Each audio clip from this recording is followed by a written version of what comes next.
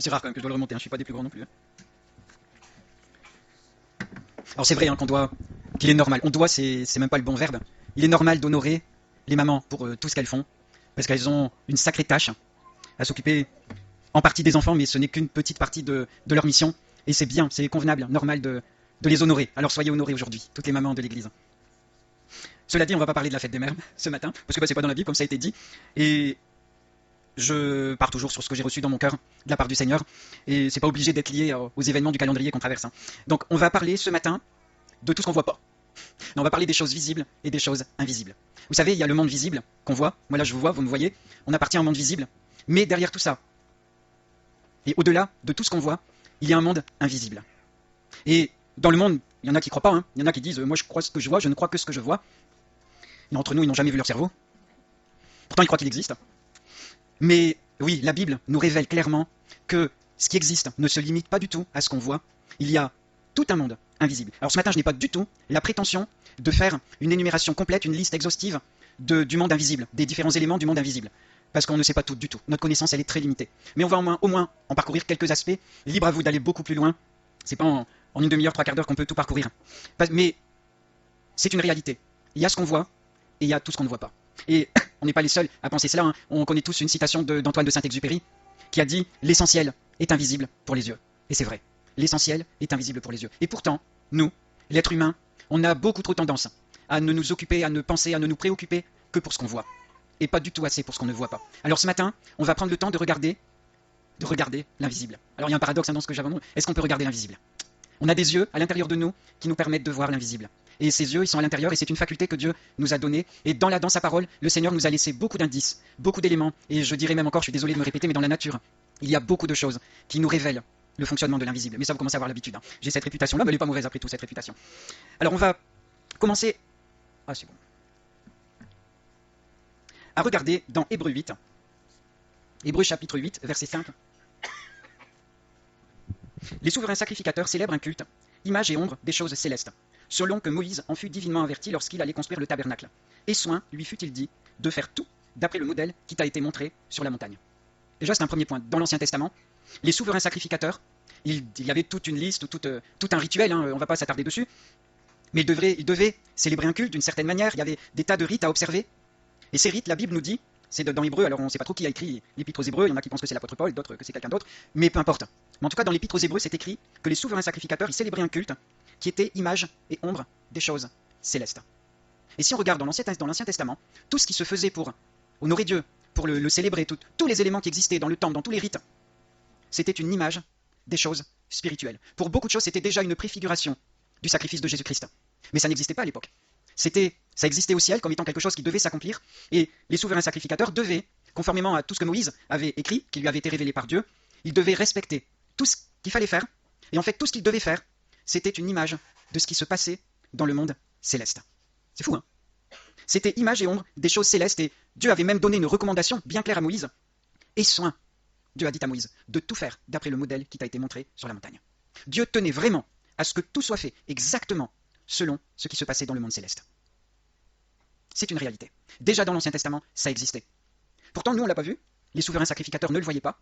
Moïse l'a vu sur la montagne. Alors, c'était sûrement pendant le séjour qu'il a passé tout en haut du mont Sinaï, en présence de Dieu, là où Dieu lui a donné les tables de l'alliance, écrites de son doigt. Vous imaginez quand même recevoir de la part de Dieu les tables de la loi qui ont été écrites de son doigt. Mettez-vous à la place de Moïse. Essayons de nous projeter. Il a reçu ces tables et elles ont été écrites par le doigt de Dieu. Vous imaginez quand on prend ça dans les mains? Ça vient du monde invisible. Ça a été gravé par Dieu lui-même. Et Moïse les a prises dans ses mains avec un respect énorme. Il a dû recevoir ça solennellement, mais c'était écrit par le doigt de Dieu. Ça venait du monde invisible et ça prescrivait tout ce qu'il fallait observer. Et Moïse, Dieu lui a dit, tu vas faire tout exactement comme le modèle que tu as vu sur la montagne. Donc Moïse avait tout ça en tête et il lui a fallu tout retranscrire, toutes les ordonnances que Dieu lui avait révélées. Vous imaginez la responsabilité qu'il a eue, hein, de devoir tout faire exactement comme dans le monde céleste, dans le monde invisible. Parce que personne d'autre que lui n'avait vu ce monde-là. Personne ne l'avait reçu en révélation comme Moïse l'avait eu. Et c'est déjà énorme de considérer cela, hein. On va avancer beaucoup plus loin dans l'histoire. Dans Colossiens 1,15, le verset 15, c'est un tout petit verset, qui m'impressionne énormément quand j'essaye de le réaliser. Il est l'image, alors le il est question de Jésus, hein, vous l'avez deviné, il est l'image du Dieu invisible. On dit aussi qu'il est le Fils de Dieu, mais cette formulation, elle me semble encore meilleure. Il est l'image du Dieu invisible. Quand on essaye de réaliser Jésus, c'est le visage visible, une image, une représentation de Dieu qui est dans le monde visible. Mais ce Dieu qui est représenté dans le monde visible par Jésus-Christ, il est invisible. Dieu est invisible. On ne peut pas le voir avec nos yeux. Il n'a pas de corps physique, comme nous, même si on a été créé à son image. Mais Jésus nous révèle comment est Dieu. Il est l'image visible du Dieu invisible. Nos mots ne suffisent pas à essayer d'expliquer toute la valeur de la personne de Jésus-Christ. Moi, quand j'essaye de réaliser ça, je me dis, mais ah oui, c'est Dieu qui est venu sur terre. C'est Dieu qui est venu sur terre en la personne de Jésus-Christ. Et il est la révélation visible du Dieu invisible. Et quand on réalise, c'est cette image visible de Dieu qui a été clouée à la croix. Vous savez, cette semaine, j'ai fabriqué une pergola, on a une vigne dans le jardin, une pergola pour permettre à la vigne de bien grimper et de faciliter la cueillette des grappes. Et j'ai cloué. J'ai mis des clous. Et je ne pouvais pas m'empêcher de penser que chaque fois que je plante des clous, ça me fait mal au ventre parce que je pense aux clous qui ont été mis dans les mains de Jésus-Christ, de mon Sauveur. Il a subi ça pour moi. Il a subi ça pour chacun de nous. Et quand je lis ce verset, Jésus, il est l'image du Dieu invisible. C'est Dieu qui est venu sur la terre en la personne de Jésus-Christ et qui a été cloué à ma place. C'est quand même énorme. Jésus, il est l'image du Dieu invisible. C'est fou, hein, comment c'est Dieu qui est venu sur la terre en la personne de Jésus-Christ. Il est en même temps le premier-né de toute la création. En lui ont été créées toutes les choses qui sont dans les cieux et sur la terre, les visibles et les invisibles. Belle information. Il y a des choses visibles qui ont été créées en Jésus-Christ, et il y a des choses invisibles aussi qui ont été créées en Jésus-Christ. Nous, on voit les choses visibles. Nos yeux humains ne peuvent pas voir les choses invisibles. Ça ne nous a pas été donné. Nos yeux humains ne peuvent pas détecter les choses invisibles. Ce sont d'autres yeux, à l'intérieur de nos fibres, qui peuvent voir et considérer les choses invisibles. Je continue. Les trônes, les dignités, les dominations, les autorités ont été créées invisibles en Jésus-Christ. Tout a été créé par lui et pour lui. Pour ce Jésus-Christ. Il est avant toute chose, et toute chose subsiste en lui. Il est la tête du corps de l'Église, il est le commencement, le premier-né d'entre les morts, afin d'être en tout le premier, car Dieu a voulu que toute plénitude habitât en lui. Le verset suivant, je le garde pour la fin. C'est énorme d'essayer de réaliser l'existence de ce Jésus qui était l'image du Dieu invisible. Et Dieu se révèle à notre cœur, il se révèle à nous, à notre intelligence, à l'aide du monde visible. Il nous parle à l'aide du monde visible. Et c'est pour ça que j'aime beaucoup observer la nature. Parce que tous ceux qui ont un jardin ou qui aiment observer la nature sont d'accord avec moi qu'on apprend beaucoup en observant le monde visible, parce que le monde invisible a un fonctionnement qui lui ressemble. Dieu a créé le monde visible pour nous révéler l'existence du monde invisible, et pour qu'on réalise comment fonctionne le monde invisible, parce que son fonctionnement, il est parallèle et il est ressemblant au monde visible. Et est-ce qu'on y pense à ça? Est-ce qu'on considère suffisamment souvent la grandeur de notre Dieu en regardant le fonctionnement des choses visibles? Il est super enrichissant d'observer le monde visible. On peut penser par exemple à la parabole du semeur. On la connaît, hein, je n'ai pas choisi d'aller rechercher tous les versets parce qu'on y passerait trop de temps. Mais Jésus, quand il a expliqué la parabole du semeur, il a parlé des choses invisibles. On est d'accord? On voit rien de la semence de la parole de Dieu, de comment ça arrive dans le cœur. Les cœurs oublieux, les mauvais terrains, les bons terrains. Est-ce qu'on le voit ça? C'est dans les fibres de chaque être humain qui va entendre l'évangile. On ne le voit pas, c'est le monde invisible. Et Jésus, au travers de cette parabole, nous a montré que le monde invisible, ce qui se passe à l'intérieur des cœurs, fonctionne de la même manière que ce qu'il y a dans nos jardins et dans la nature. On est d'accord? Ça fonctionne pareil. Le monde visible, c'est une image, une représentation de ce qui est invisible. Les exemples sont innombrables. Si on regarde dans notre jardin, par exemple, si on s'en occupe pas de notre jardin, qu'est-ce qui arrive? Je vois Alain qui lève les yeux au ciel. Bah ouais. Est-ce que les salades poussent, les tomates poussent spontanément dans le jardin? Est-ce que le jardin se désherbe tout seul? Et là, je regarde Myriam, ça l'occupe énormément en ce moment, on en partageait là-dessus hier au groupe de jeunes. Bah ouais, puis on le voit dans nos jardins en ce moment, avec toute l'eau qui tombe, et les températures qui sont pas des températures hivernales, bah ça pousse. Et ce qui pousse, c'est majoritairement ce qui est rustique, ce qui est dans le jardin, planté bien avant que nous on arrive. C'est ce qu'on appelle les mauvaises herbes, et c'est pas forcément ce qu'on va manger. Mais vous savez, si on est négligent dans notre relation avec le Seigneur, si on ne laisse pas le doigt de Dieu s'occuper de notre être intérieur, si on ne le laisse pas agir en nous, il se passe la même chose que dans le jardin négligé. Ça marche pareil. C'est pas ce qui est bon qui va pousser en nous si on ne laisse pas le Seigneur agir en nous. Ce sont les ronces, les mauvaises herbes. Pour qu'il y ait des bonnes salades, pour qu'il y ait des bons fruits, ben, il faut que le Seigneur s'occupe de nous, mais il le fait. Mais il faut qu'on soit d'accord. Il faut qu'on coopère. Moi, quand je vais dans le jardin, si le jardin me disait, tu te tires, Manu, ben oui, eh bien, j'irai pas m'en occuper. Et pensez-vous qu'on aurait de quoi manger? Ça viendrait pas tout seul.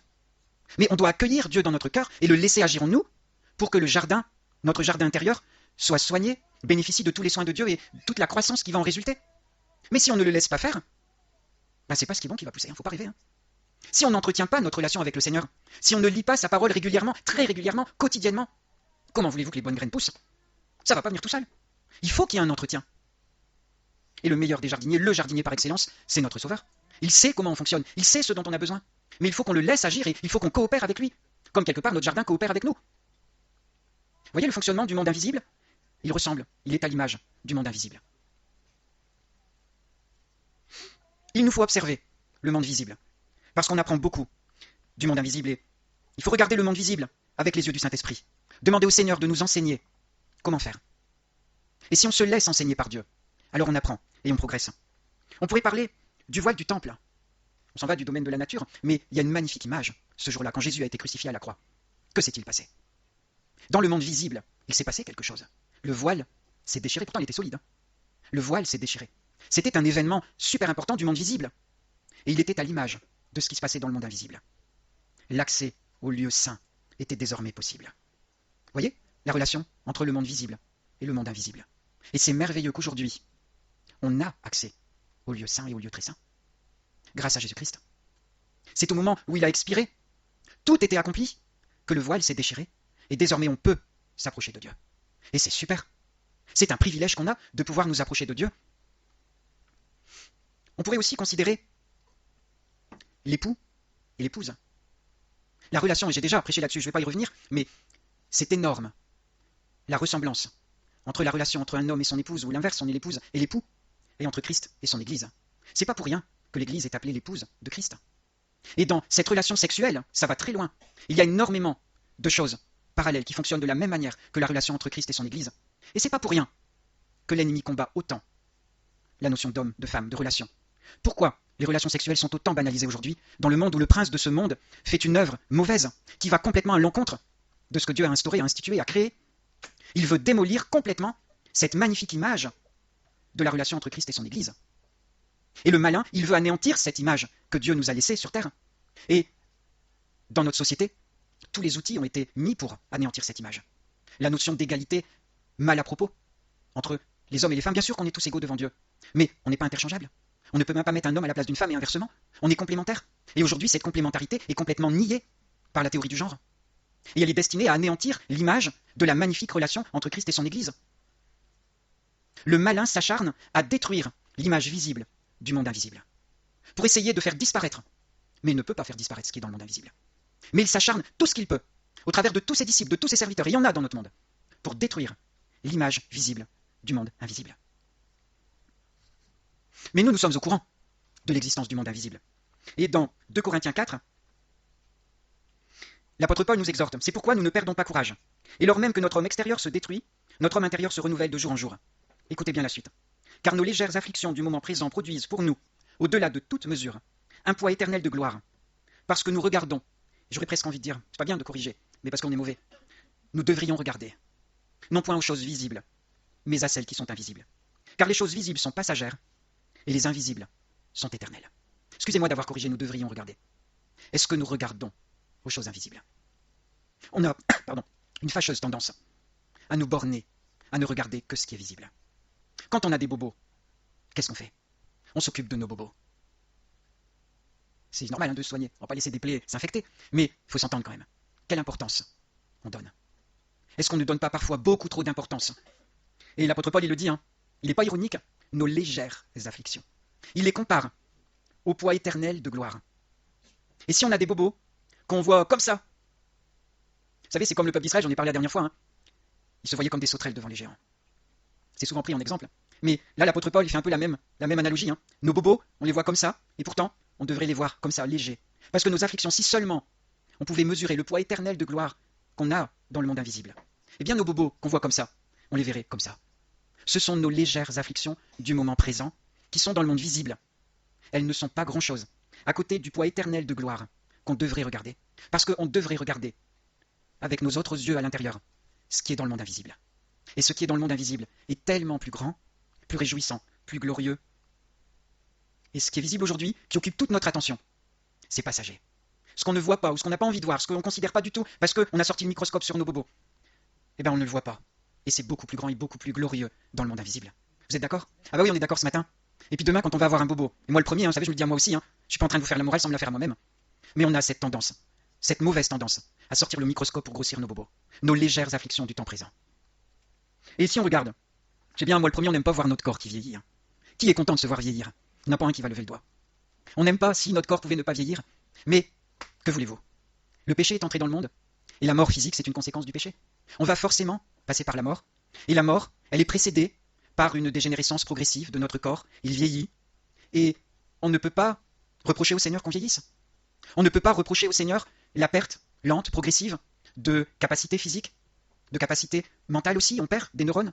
Bah ouais, on perd des neurones, des milliers de neurones, tous les jours, à partir d'un certain âge. Je ne m'adresse pas forcément à tout le monde. Mais comme les plus jeunes sont partis, on perd des neurones tous les jours, des milliers de neurones. Et peut-être que c'est des millions. Je sais pas, je suis pas un neuro... Ah, mais on en perd beaucoup. Mais c'est normal. Alors on s'entretient, on se doit de s'entretenir pour limiter la casse. Et là aussi, si on ne fait pas ce qu'il faut, si on ne s'entretient pas, il ne faut pas se plaindre, on va vieillir plus vite. Vous savez, il y a plusieurs manières de vieillir. Il y a plusieurs manières de vieillir. Et si on ne fait pas ce qu'il faut, et il ne faut pas attendre 70 ans pour s'y mettre, c'est bien avant qu'on prépare notre façon de vieillir. Mais Dieu n'est pas responsable des mauvais choix qu'on fait dans notre manière de vieillir. C'est vrai, on est d'accord ou pas? On a notre responsabilité. Et il faut qu'on prenne les dispositions pour vieillir de la meilleure manière qu'il faut. Et là, il y a le principe des vases communicants qui est exprimé. Vous le voyez il est toujours là, Alors même que notre homme extérieur se détruit, notre homme intérieur se renouvelle. Et c'est ça les vases communicants, Quand il y en a un qui descend, l'autre qui monte. Est-ce que nous vieillissons de cette manière? Ou alors, est-ce que notre homme extérieur, notre corps vieillit, et notre être intérieur vieillit en même temps parce qu'il s'aigrit? Bah, c'est bon, il vieillir. Mais c'est vrai, normalement, ce que perd l'un, l'autre doit le gagner. Et c'est pas forcément évident. Mais là, on a un principe. C'est que plus le corps vieillit, plus le corps spirituel à l'intérieur, le corps invisible, plus lui doit se bonifier. C'est ce qui est exprimé dans ce verset. Est-ce que je vieillis? Alors, je suis en train de parler de moi, mais chacun se pose la question. Est-ce que je vieillis de cette manière-là? Est-ce que ce verset, je le mets en pratique? Si je ne le mets pas en pratique, Seigneur, secours-moi. Il faut que l'être invisible qui est en moi se bonifie au fur et à mesure que mon être extérieur, j'aime pas dire se détruit, vieillit. À chacun de répondre à cette question.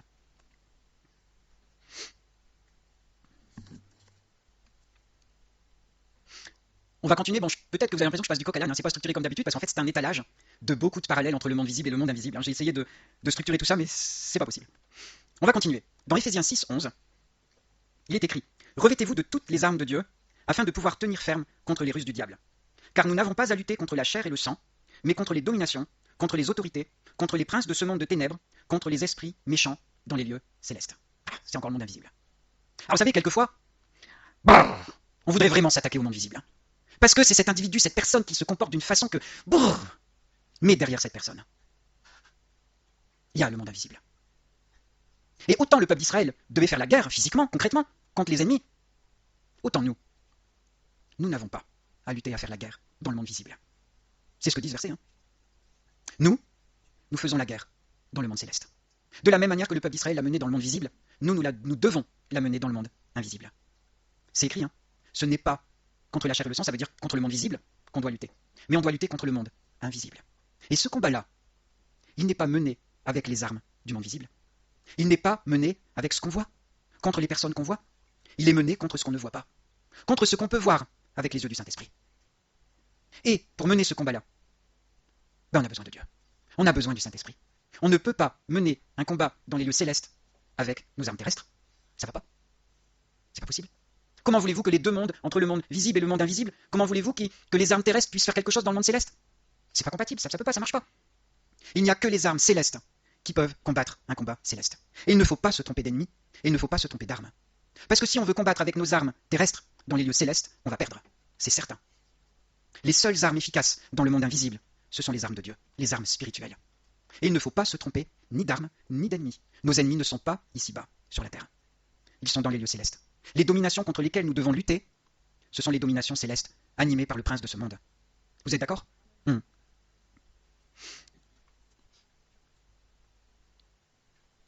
Souvent, quand on traverse des épreuves, des moments difficiles, ou quand on voit qu'il y a de la lutte, on a le défaut de ne voir que ce qui est ici-bas.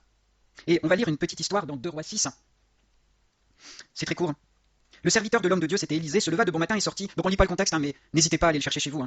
Le rab se leva de bon matin et sortit, et voici une troupe entourait la ville, avec des chevaux et des chars. Et le serviteur dit à l'homme de Dieu, mon Seigneur, comment ferons-nous? Et il répondit, Élisée répondit, ne crains point, car ceux qui sont avec nous sont en plus grand nombre que ceux qui sont avec eux. Élisée pria et dit, Éternel, ouvre ses yeux pour qu'il voie. Et l'Éternel ouvrit les yeux du serviteur qui vit la montagne pleine de chevaux et de chars de feu autour d'Élisée. On est beaucoup comme le serviteur d'Élisée, vous trouvez pas? Bah si. Si seulement on laissait le Saint-Esprit nous ouvrir les yeux, on verrait qu'on est entouré d'une armée d'anges, qui veille sur nous, qui est là, et des chars de feu. Oui, d'accord? Donc prions le Seigneur de nous ouvrir les yeux, et je dirais d'ouvrir les yeux de notre intelligence spirituelle. Il faut que notre intelligence spirituelle progresse. Je voudrais continuer encore un parallèle entre le monde visible et le monde invisible.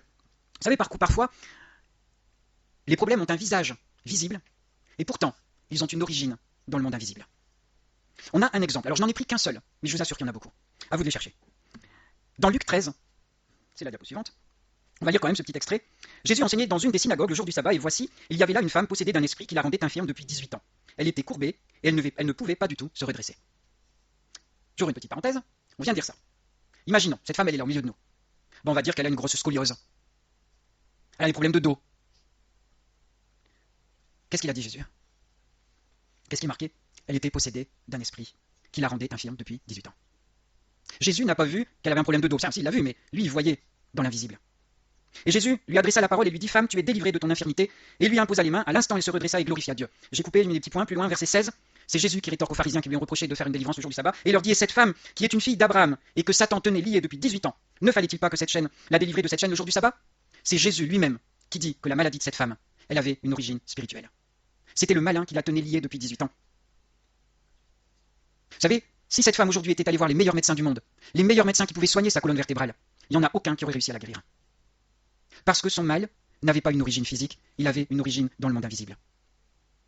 Et je suis persuadé qu'il y a beaucoup de malades de nos jours qui ne guérissent pas par la médecine parce que l'origine de leur maladie n'a rien à voir avec le monde visible. Et est-ce que, parmi nous, il n'y a pas des problèmes physiques, j'en sais rien, qui sont dus à une origine spirituelle? Ça, c'est que le Seigneur qui peut le révéler. Mais il faut se mettre devant le Seigneur.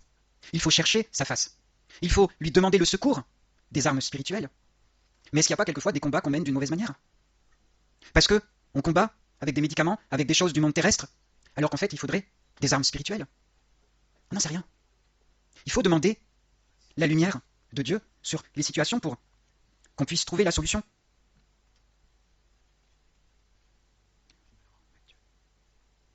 Je suis en train de chercher une diapo que j'ai pas mise. Matthieu 10, 28, mais elle n'y est pas. Bon, on va aller la chercher dans notre Bible. Désolé.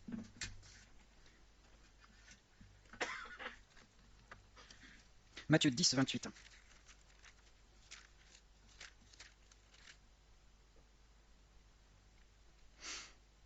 C'est dur de lire ça. Ne craignez pas ceux qui... C'est Jésus qui a dit ça. Ne craignez pas ceux qui tuent le corps et qui ne peuvent tuer l'âme. Craignez plutôt celui qui peut faire périr l'âme et le corps dans la géhenne. C'est dur. Ne craignez pas ceux qui tuent le corps. Moi, quand je lis ça, ça me fait réfléchir. Ça a un sens énorme. Et ça me fait penser à tous les martyrs qui sont déjà morts pour leur foi. Vous savez, on a acheté un livre qui est dur à lire. On lit tous les jours, c'est 365. À chaque jour suffit sa grâce. On l'a acheté suite à une conférence qui avait lieu à Tourcoing. Il est dur ce livre. Et il y a des histoires, ça va, mais il y a beaucoup d'histoires où ça relate le martyr de beaucoup de chrétiens qui sont morts pour leur foi. Et ce verset-là, forcément, il me fait penser à eux. Ne craignez pas ceux qui tuent le corps. Vous savez, tous ces martyrs, ils n'ont pas craint ceux qui allaient tuer leur corps. Et il y en a qui sont morts dans des souffrances qui ont dû être énormes. Et ils n'ont pas craint la perte de leur corps. Et ce verset, il est à rapprocher de celui qu'on a lu tout à l'heure. Nos légères afflictions des temps présents par rapport au poids éternel de gloire. Vous savez, ces martyrs, au ciel, un poids éternel de gloire. Ils vont être consolés par Dieu. Et moi j'admire comment ils sont allés jusqu'au bout. Ils n'ont pas craint de perdre leur corps visible dans le monde visible. Leurs yeux, ils étaient au-delà dans le monde invisible. Vous imaginez la force de leur regard dans le monde invisible pour subir la torture, le bûcher, jusqu'au bout. La force du regard vers l'invisible pour être capable de supporter quelque chose d'inhumain. Ils regardaient dans le monde invisible, sans craindre jusqu'à la perte de leur propre corps. C'est waouh, hein? Leur regard s'est porté vers le monde invisible.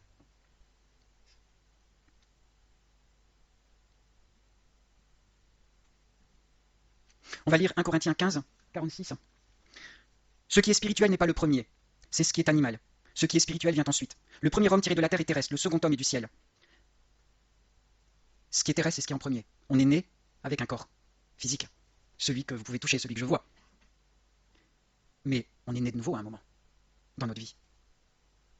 Cette nouvelle créature que nous sommes devenus au moment de notre conversion, c'est ce corps spirituel qui vit dans notre corps physique, visible. Tel est le terrestre, tels sont aussi les terrestres. Et tel est le céleste, tels sont aussi les célestes. Le corps physique, il est à l'image de la terre, c'est un vase de terre. Le corps spirituel, il est à l'image du céleste. Et de même que nous avons porté l'image du terrestre, waouh, réjouissons-nous, nous porterons aussi l'image du céleste. On a porté le corps terrestre que nous avons aujourd'hui, avec lequel on entend, avec lequel on voit, avec lequel on sent, avec lequel on mange, avec lequel on travaille, avec lequel on souffre.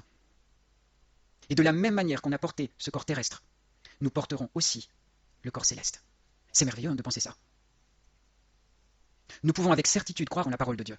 Nous porterons aussi l'image du céleste. Nous nous reverrons avec un corps céleste. C'est sûr. Nous porterons cette image du céleste. Et c'est merveilleux de penser ça. Et vous savez, tous ces martyrs, pour supporter une mort aussi atroce, ils ont dû se le dire.